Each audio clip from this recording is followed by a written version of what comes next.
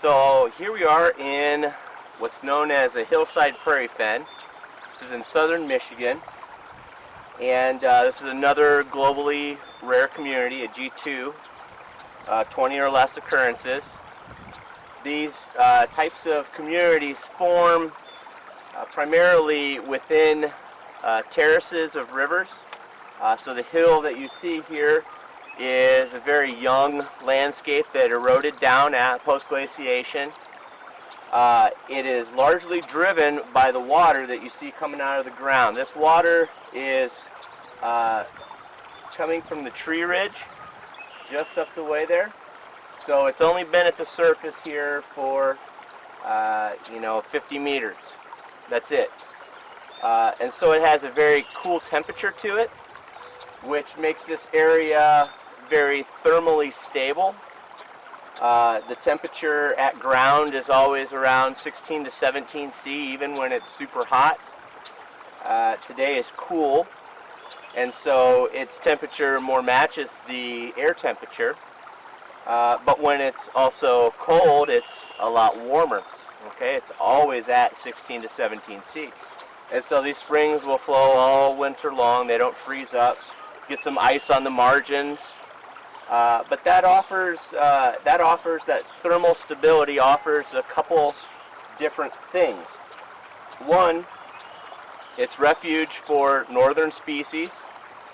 So we have a large number of species that are in this site that are at the southern end of their range.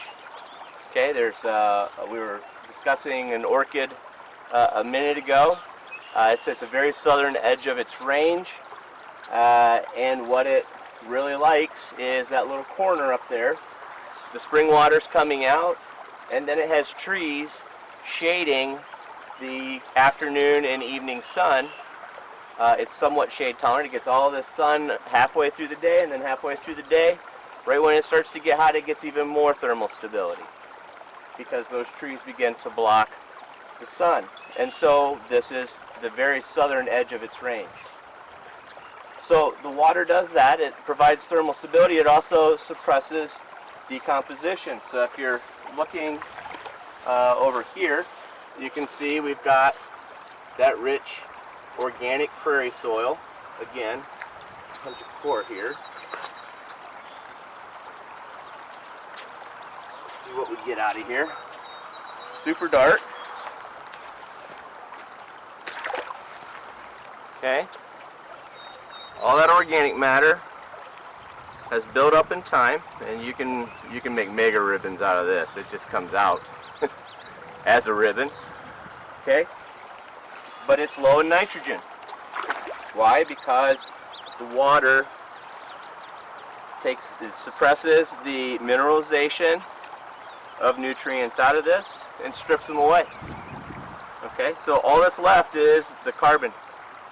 And that is very important. You got a lot of low nutrient loving organisms here. We're going to look at that. We've got some carnivory today. Awesome. Pitcher plants and sundews. We'll take a look at that. But those two factors, plus having the normal upland, the surrounding prevailing uplands, and then behind us we have a river riparian area, a flood zone, has yielded a considerable number of species of plants that live in this space. Okay, so when you're thinking about, well, I'll just give you the facts first. Okay, there's a little over 700 acres of that's owned in this particular habitat by the owners, the Nature Conservancy, and there's over 800 species of plants. To contrast that, some of you were supposed to go to Trinidad. You would have gone out onto one of their savannas. That savanna complex has about 7,000 acres, okay, so an order of magnitude more, acres of habitat that is in really nice palm savanna, but that ecosystem only has around 450 species of plants. Now there's some differences there, okay? So we've got twice as many species of plants here as we would in that savanna. None of these here are globally rare, okay? In the savanna in Trinidad, you have a dozen or so that are locally endemic, so that's globally endemic to that savanna. Others that are fairly uncommon, okay? So there's different types of biodiversity and rarity, and that's another important thing to think about. However, this collection of species, again, 20 or less, and we pack an awful lot of species into these places. So I'm going to kind of focus in on these soil processes, the rinsing that goes on, the up and the down. I'm hoping to incorporate some vertebrates into this one. We've got a very interesting vertebrate that lives in this place that likes the thermal stability, as well as all the holes that are cut and left through time as this landscape erodes. It gives it places to go under. So I'm going to leave that one a secret for now. Let's zoom in a little closer on these soil level processes.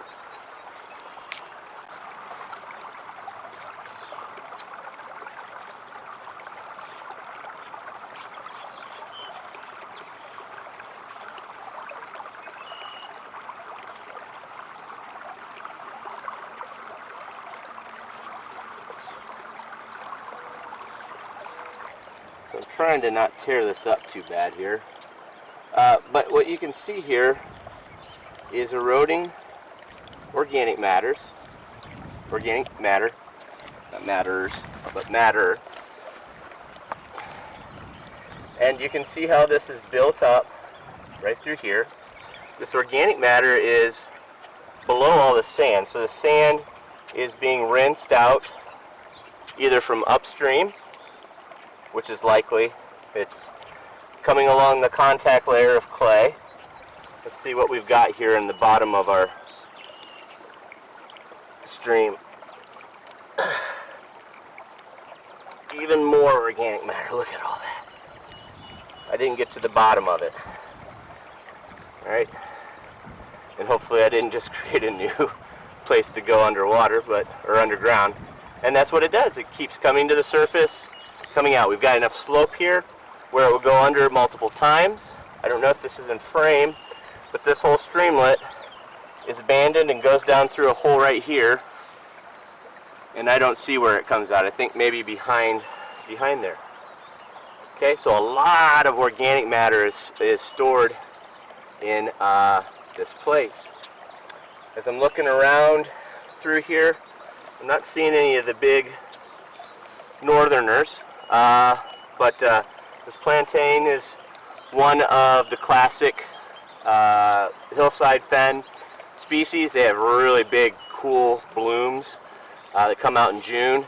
Cinquefoil is another that we'll see in only these ecosystems, and these are also calciphiles. Okay, so some of this community, as you're looking at it, will look a lot like what we saw at Castalia on that calcareous outwash plain. So this is more of a basic community. We're not going to see acid phials. We'll see those at the bog, but that's how this system works. And again, lots of sedges. This is a grassland. A lot of these organic buildups are from tussocks. I've got a nice isolated one over here. I'll shoot a still on that. Lots of sedges that we see in here. I see 1, 2, 3, 4 different species of sedges just in this little patch. Some of them may be listed in Michigan. Not really sure. But that's the whole of it. Water is coming to the surface. It's stripping away nutrients. It's sequestering carbon, suppressing the decomposition where it's moist. Where it's wet, it's stripping it away. And that has made a very heterogeneous landscape.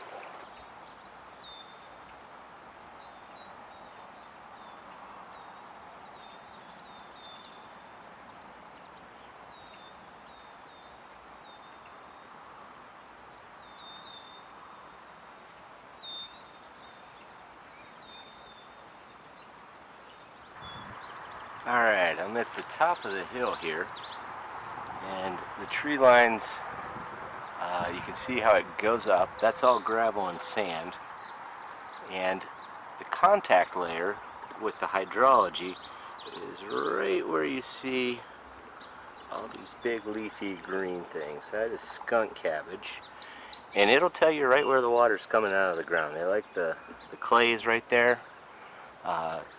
As you come this way, this material is more depositional, okay, and you've built some organic matter up. That's all that rich organic matter that we've seen. Part of what you can see here is an abandoned rivulet that's running right along through here. Okay, so the water is shifted to a different drainage system here. These bulrushes are indicative of a little more richness in the soil, okay, because we've taken that water away. That's maintaining some of the diversity that we see. Okay, we're going to come around, and here's an interesting guy. He's just recovering from fire. This is a bog birch.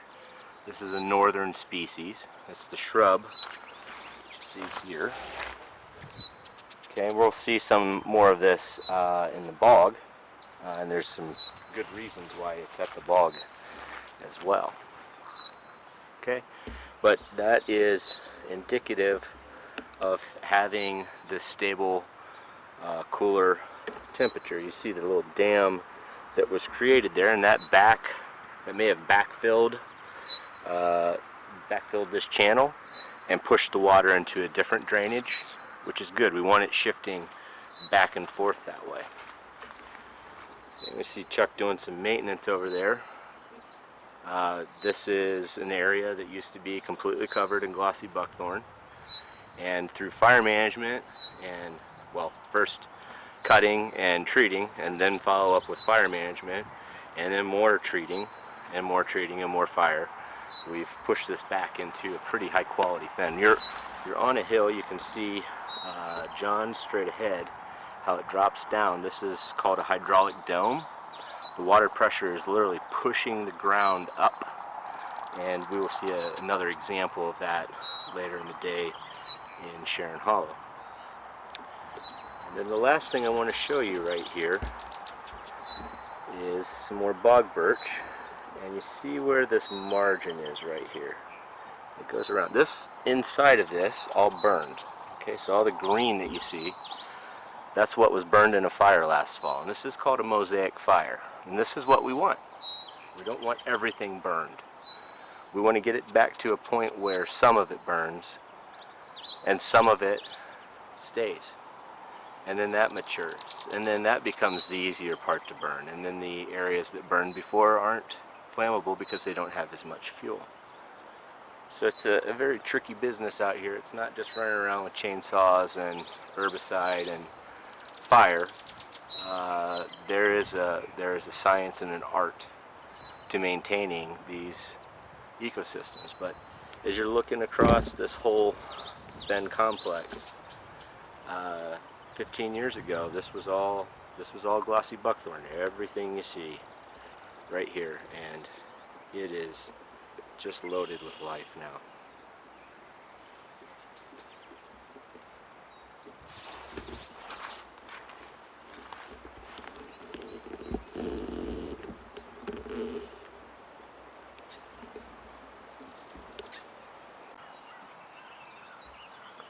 Now, what do we have here?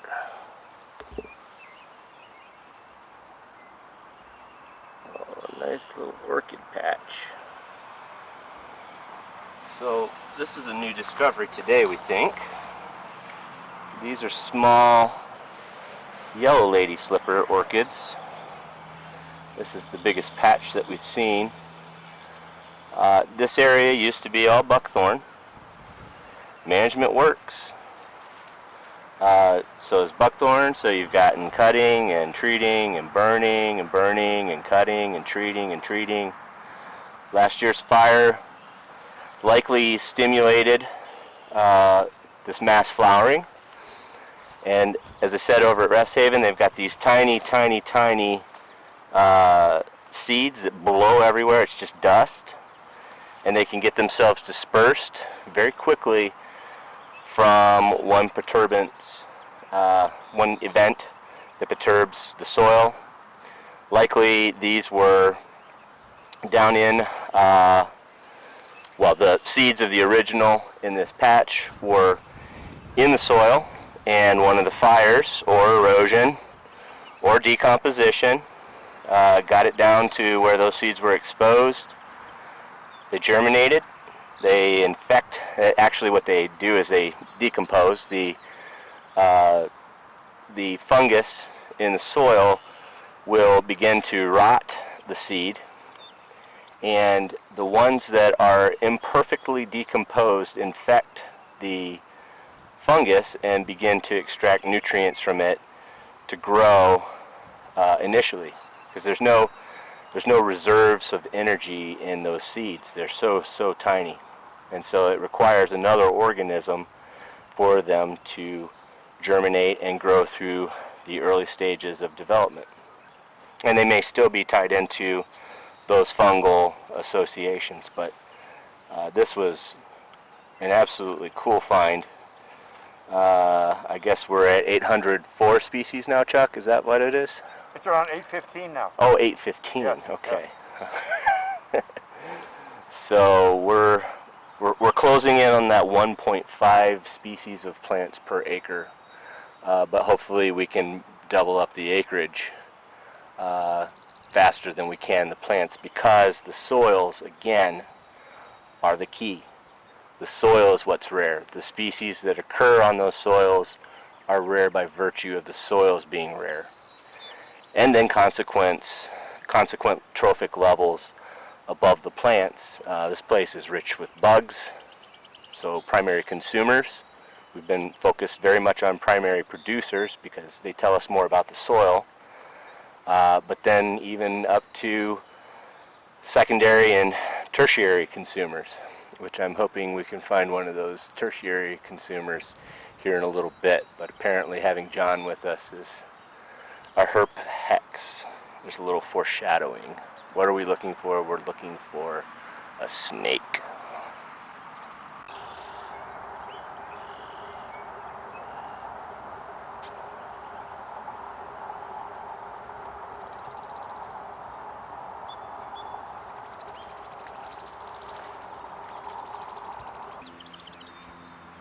Speaking of herbivory, this is a purple loosestrife. It's an invader to North America. It was brought over as an ornamental from Europe and has become an invasive and injurious species. It's become very pervasive in these hillside fens.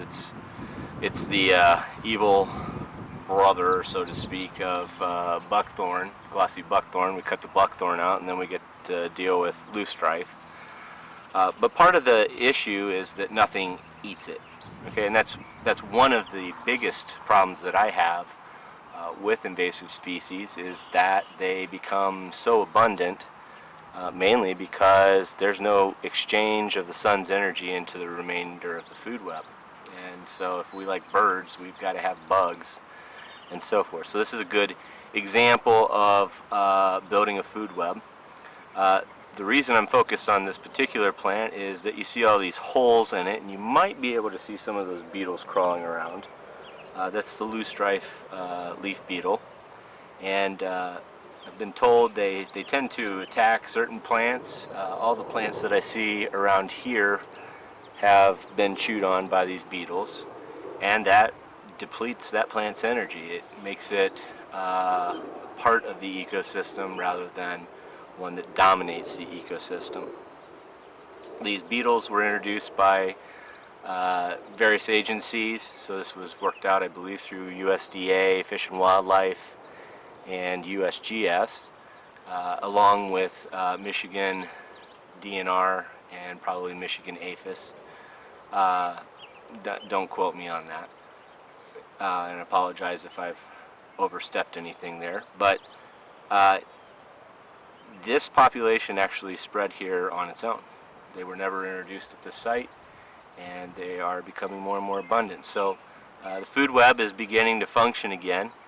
I don't know if any critters eat the insects, so that's what you would need to have happen next to continue the flow of energy through the food web. But thought this was an interesting thing to take a look at, and I'll zoom in a little closer for you.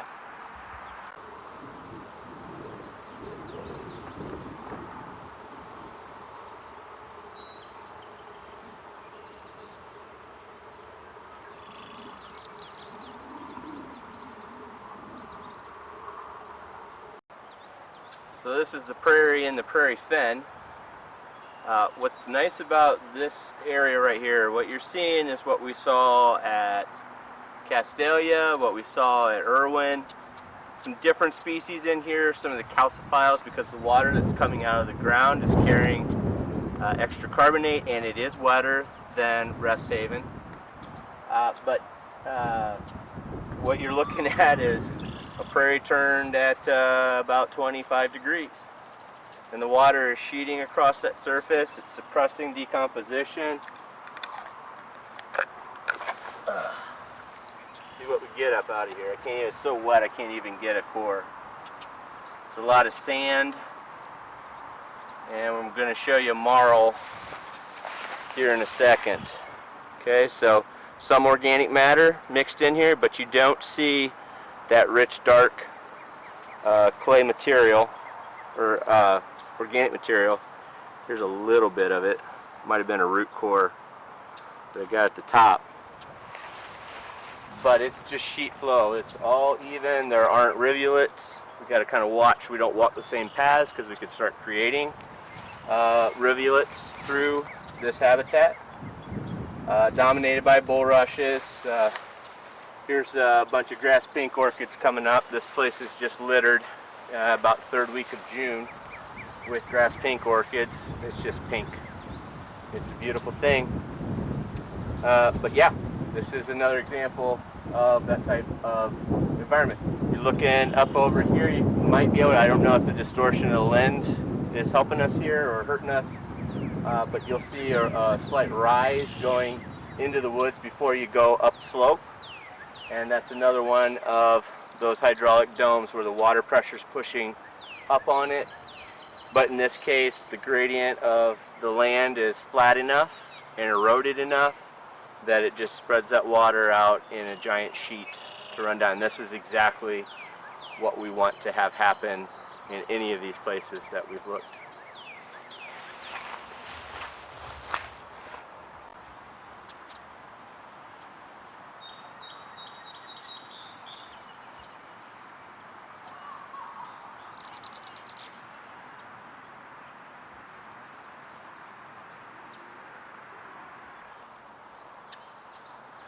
Alright, there's not much that's really botanically interesting here, but what I want you to pay attention to is the sphagnum moss that's growing on here. This is an isolated hummock of sphagnum, and it could eventually, if this area stayed open, if the water suppressed decomposition long enough to begin forming extensive patches of this that would be able to be colonized by things that are more acid loving in their soils. We're going to see this at the bog, but this will help you kind of visualize the succession that's created the quaking earth that we're going to see in a little bit. This sphagnum is built up on top of organic matter, and it moves far enough away from the soil, which is calcareous. It's basic. It's probably a pH of 8 to 8.4, depending on proximity to the groundwater. But this allows for a whole habitat, and we're going to see pink lady slippers and dragon's mouth orchids, crazy northern acid-loving things like that, growing right on top of this type of successional community. So this is a whole potential for a different soil within this matrix, but it just doesn't have the extent, and it certainly doesn't have the connectivity to be colonized by those species in the Anthropocene.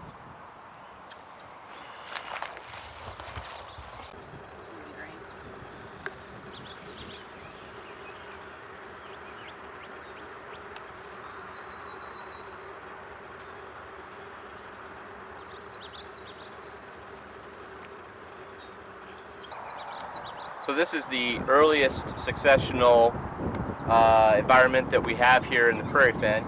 This is a marl spring.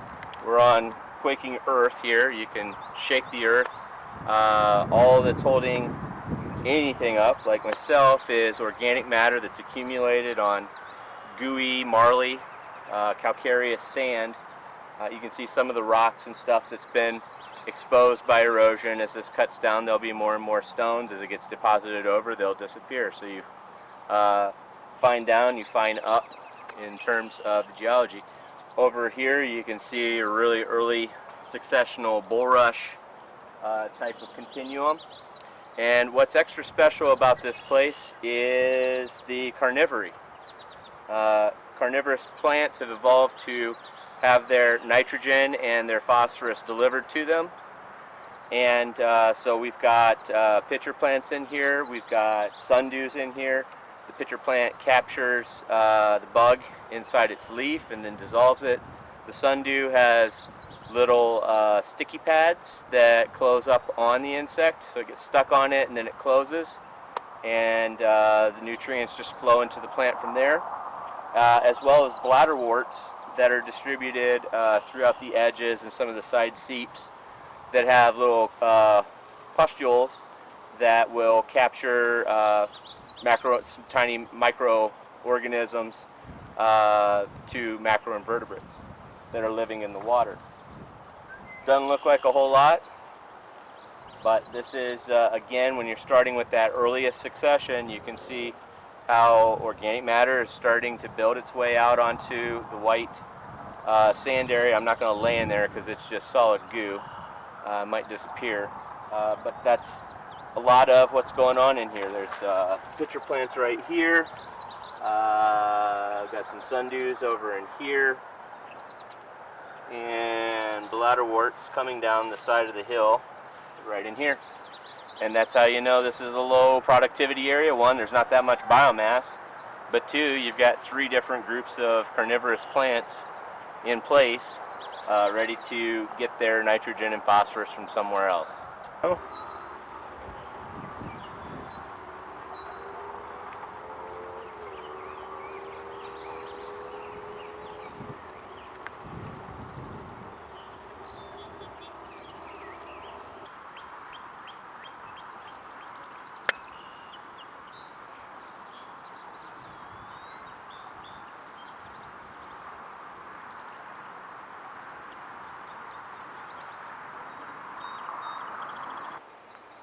Yeah, so this is part of the overall diversity of the site, where a lot of the plant species, extra plant species, come from. What makes it good for things like the rattlesnakes that we didn't find today. Sorry, I'll throw in footage from another time so you can see them out in that habitat. But they need the uplands to have their kids. And what's crazy about this transition is there's not even an ecotone. It goes, I mean, the skunk cabbage that you see out here is probably about it, where you see some of it up in this community and some of it out in the prairie community. But it just opens up right like that. And it's all about water. This hill that you see up here is sitting above the water. The water's seeping out at the base of it. That's what the skunk cabbage marks. You've got some basswoods, some willows, sycamores. Those are part of that ecotone that will add other things. But right here you have upland, oak, hickory, woodland. You should also notice how open this woodland is. All right, you can see very far through it. And that's another important thing. The canopy is not so closed that you can't have things growing on the ground, which is very different than what we see a lot of the times in Lucas County. You don't see the maples growing in among all this. There might be some sugar maple growing in here, but this hillside is low nutrient enough that it is not supporting that overgrowth of biomass. And I'll film some of that overgrowth of biomass up at Waterloo so you can see it, but the break here is amazing. It's just, it goes from one to the other, from eastern woodlands to prairie, almost immediately. Hopefully you can see that in this shot. Alright, so this is pretty cool. I just noticed this running back. Everybody's waiting for me, but I'm going to make sure you get to see this. So here you can see how the soil formed. This wood in here is from another time. I guarantee that cedar. It's been there forever. That's just turning into organic matter. What you see are these horizons through here. See how they're curved and sloped, and there's holes coming out here and there and everywhere. Looks like winterberry holly popping up out of here. That is from a different time right there. This is pretty cool. So you've got organic layer here. Okay, let's do some mapping. There's an organic layer. And you see this one carry on through here. This is a pretty big time of deposition or inflation, and it looks like it re-eroded. There's some wood in there too. It'd be awfully fun to get some dates on this stuff. Got a horizon here, in between there. Got the rose grabbing my back. I'm way too excited about this. We got some snail remains. Oh, this thing is rich, but that's what it does. It grows up, it flattens out. It will begin flattening out again. When this drops down, it's going to eat its way into this. Hopefully this lays out and we could get that sheet flow going again. I want to take a swim in this water though, man, it is cold. Right here you can see that marley sand flowing down, rich muck. This is that marley sand. It's all coming out of here again.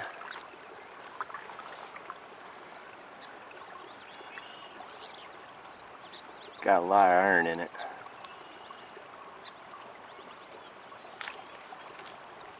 Alright, I better go catch up.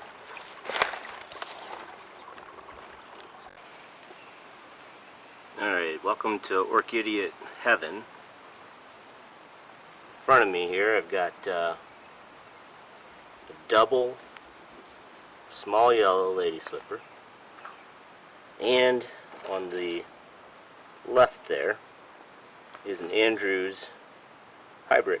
We looked at an Andrews hybrid over at Castelia, and that was the white, small white lady slipper hybridized with the small yellow. Here is, and the small yellows are no longer extant, and here we have what's left over of a population of small whites that's remained in the gene pool with the small yellows. So this here's what succession would look like at Castelia, potentially at Ives. We've got a calcareous clay muck soil here. It's not as thick with organic matter. This has a lot better flushing than what we've seen. Being invaded by glossy buckthorn here. A new addition to the bunch are these cedars, which are basically the wild type of some of the ornamental plants you see in your yard. But also mixed in here we've got small flowered yellow lady slippers. That's another reason we stopped here. We also see the hybrid, the Andrews eye, except we don't have white, small white lady slippers here. We have the resident population is the small yellows, and it may be because this is heavier canopy. This was better habitat for the small yellows than the whites. The whites like it very open, and that may have been what's displaced them in time. A lot of changes have occurred here, predominantly because of ash borer. It's killed a lot of the ash trees. There's still some coming up, lots of babies coming out of the ground.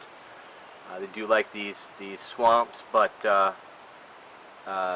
that when those died, that opened up the canopy. It also began to retain water on the landscape longer. It's blocked flow.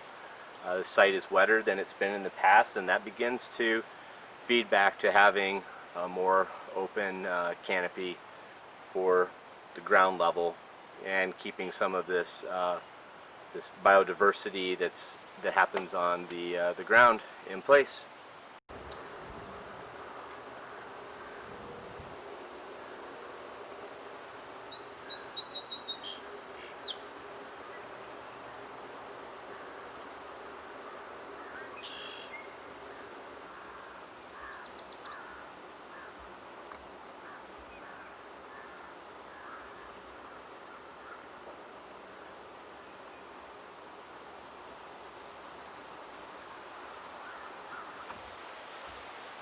So this is a little boreal remnant that we have down in the south. You can go to extensive plains of this community. I think this particular assemblage would be considered muskeg that happens on sand outwash plains. What characterizes it are the moss hummocks that you see here, so you can see some topography in here. Characteristic plants would be the tamaracks, the bog birch, royal fern, and then there's a lot of beta diversities, secondary species that are living within this matrix. There's lots of pitcher plants growing on these hummocks. There are a number of orchid species, and again we have that carnivory, the pitcher plants that I mentioned, sundews and bladderworts, each living in this this type of assemblage. And the reason, because there's no nitrogen or phosphorus. There's only what accumulates above the ground. And this is kind of one of the more fascinating things, because the groundwater underneath it, and this is true of muskeg and porphen as you go further north, the groundwater, it's served by groundwater, it's not acidic. The acid part of the community is what grows up, and so this one in particular is very interesting in that the Eastern prairie fringed orchid, for example, likes neutral soils, and it's growing up out of some of the areas where the peat, all this moss is accumulated up. But these are some of my favorite communities to visit because there's a lot of secondary diversity, such as the orchids in them, and I love photographing the texture and patterns. I'll get some of that captured here for you as well. But yeah, another early successional community. It's woodland to the back once you get off of this mat. This is what we call quaking earth. If I stepped on it, and I'm not going to do that, this is not appropriate here. You can shake all these trees. It's just that organic material built up, and this is a lot more loose than what you see in the soils. But you think about huge plains of this across a lot of the boreal taiga. All right, so that would be the biome that's represented here. Man, if we heat that up and begin decomposition, speeding up decomposition, that's where we're going to get into big trouble, because that is going to release a gob of carbon back into the system, methane back into the system, so on and so forth. So very important to protect these communities. This far south, a rare community. It's globally secure though, because there's vast expanses of it across North America and Eurasia. When we're thinking about patch dynamics, this is one of my favorite, because you can go from the really big, from the tree scale, you can go right down into micro scales. And so we've gone from 1 kilometer wide. This is a rare habitat at that level. We start seeing medium-sized things like this cotton sedge, the marsh ferns. We can start to see some of the pitcher plant leaves going on here. These different sedges, Got the tamaracks. We could count all kinds of things in here, but we haven't gone far enough. All right, and it's useful to think about what happens at each scale, what the interactions are between each of these organisms, because we can go all the way from this water. This might as well be a cliff away from the water. If that moss wasn't holding water in place, and you see a different distribution of this sedge up here than over here. This is coming straight out of organic matter. This is coming up out of weaker organic matter. You don't see any cranberries here. You start to see cranberries. I'll zoom in on them. But think about this in terms of a meter, a half a meter, 10 centimeter. There's different things happening at different scales, and that is very important to consider as an ecologist. If you just look at the scales that are visible, you're going to convince yourself that it's competition. But if we zoom out all the way to the big woods that's behind us here, it becomes much more facultative. And what I like about this is that you can see that it's facultative in here. If you didn't have this species, you wouldn't have this species, you wouldn't have this species, you wouldn't have others that I'm going to point out when I zoom in even closer. They just couldn't exist here. Alright, so the moss here is kind of like a keystone species for having this boreal component this far south. The cold water doesn't hurt either. Alright, we're zoomed way in. This is probably a 10 centimeter quadrat, if you're thinking about this in quadrats. In the center here I've got a round-leaved sundew, so we've got some carnivory going on. It's up on the moss. We're up on a hummock. I'm just going to adjust the light here, and you can just follow along. We've got a little marsh fern. Over here is a pitcher plant. Okay, and that works just fine at that zoomed in scale. You might even argue that the sundew could be dominant in that patch, since there's very little else around it. If you come down in here in the water, it changes dramatically. We still see the marsh ferns. We see a whole different type of assemblage as we're looking around. And you see some more woody plants, some more marsh fern, and I can go back to where that was at. So it really matters what scale we're measuring. If we don't consider this in our work, we're probably talking right past each other, because we're talking about different scales, and different types of operations happen at different scales. And I think we're reading a paper about that, so enjoy.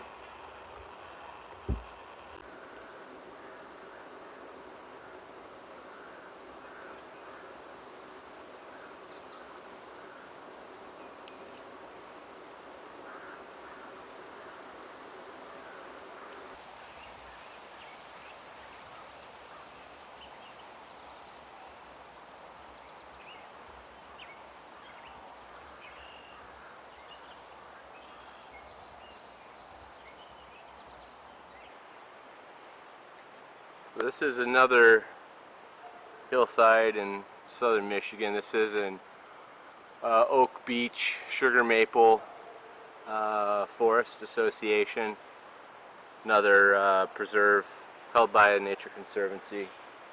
And what I really want you to see here, and we'll have a few woodland flowers to look at, but what's important to see here is how open this forest is.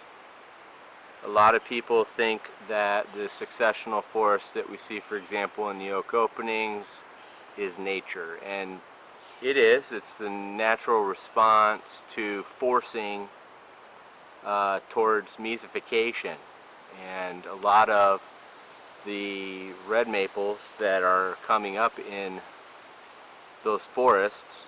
Not really sure what to think about that. What's important to see is that you have multiple ages that you see in this scene. You got your skunk cabbage down there at the bottom, telling you where the water's coming out. This has persisted in part because it's somewhat well-drained soil and it has a lot of water flowing through it. I'll close with a artesian dome just off of this. We're standing on what I think is a kame, glacial kame. But that's the case. This is what it should look like. This is what it historically looked like. This is a secondary growth forest. All right, it's not virgin by any means. These trees aren't big, but their density is important. It's important to be able to see that there are lots of seedlings coming up, hickory, some ash, oaks, the same parent trees that are above them, sugar maples, the same parent trees that are above them is what you see on the ground. And when we're looking at this in the oak openings in particular, you'll see oaks in the overstory and you don't see any recruitment whatsoever. It's maples and then invaders from other places. Can Ives road fen succeed into this type of plant cover? Potentially, but I doubt it. There's too much water flowing through it. There's a lot of water flowing through this woodland, and I don't even know if they've put fire management in here. So it gets backed up. The flatter it is, the easier it is to get nutrients backed up on the landscape, to build biomass on the landscape that holds more nutrients, that holds more biomass. It gets into a cycle, and that's that cycle of mesification, and it does not favor biodiversity. Sad news is this is actually, even though this is the predominant biome, it's becoming even rare, particularly in the upper Midwest, Ohio, Indiana, Michigan. In Pennsylvania, you can't even see this anymore. It has to be set aside and managed. And for a biome to be diminishing, I think it's time to really question what we're getting out of our affluence and consumption.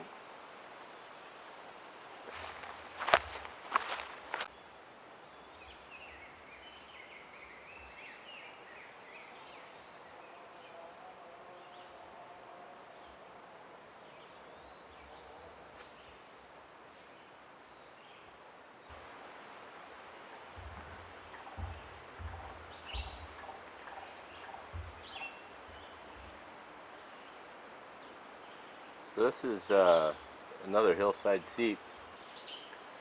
I have an artesian dome out over in there. This has been forested over. You'll see some of the same plants that we saw in that ecotone at the hillside prairie. But a lot more biomass here, particularly in the mid-story and overstory. What's important to notice here, though, is you still have light penetrating through. Hopefully you can see it on some of these skunk cabbages reflecting off the water.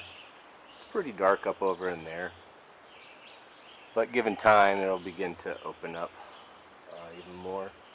A lot of this is open right now because of ash, death. A lot of them come out, but this is a cold water stream. Completely different set of fishes than what we see on Lake Plain, for example. This is macroinvertebrate heaven. A big swarm of those. There's mayflies that have merged and are coming up in these little pods.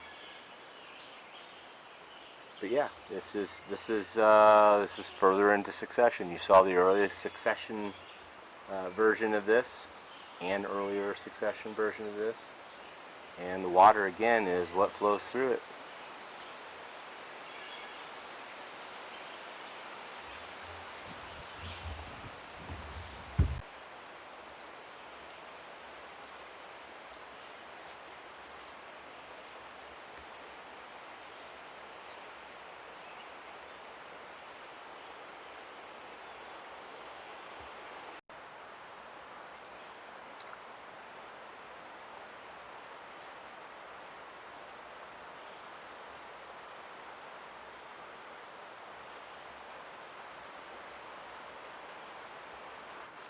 So I'm going to sit here up under this little tree.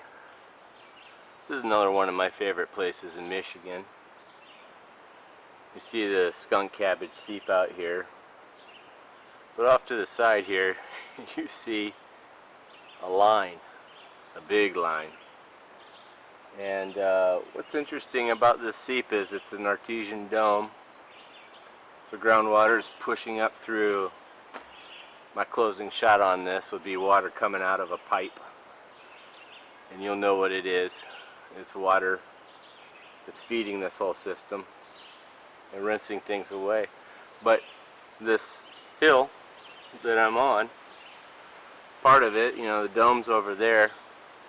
But this part is a little came, a little deposit inside the glacier. I've got all the little maidenhair ferns here. I mean, it's just lush. I'm waiting for a troll or a fairy or a sprite or something to jump out of here.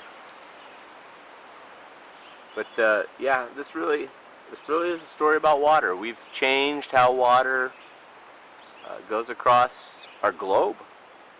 That's you know, by volume, it's water vapor is the biggest greenhouse gas, and we're putting more and more water vapor into the air, and we're drying up the dry places, and we're wetting up the wet places, and we've changed how water interacts with the surface for our agriculture and living, and water's life. So it pays to know some hydrology, know what you're looking at. You know, we've got these ecotones along here. I told you this would be a story of edges, because it's all about access to water. You can see who is not getting as much and who's getting a lot. This is one of those cool places where you can see it. So I hope you've enjoyed this. I've enjoyed putting this all together for you. I would have way rather been on the field trips showing you this in person, and if there's any way I can make that up to you, I am going to try my best to do that. It's a very different world right now, isn't it? Not just with terms in the sense of the disease, but our society is throwing itself up right now. So we'll see where that all goes. Hope we come out for the best. See you later.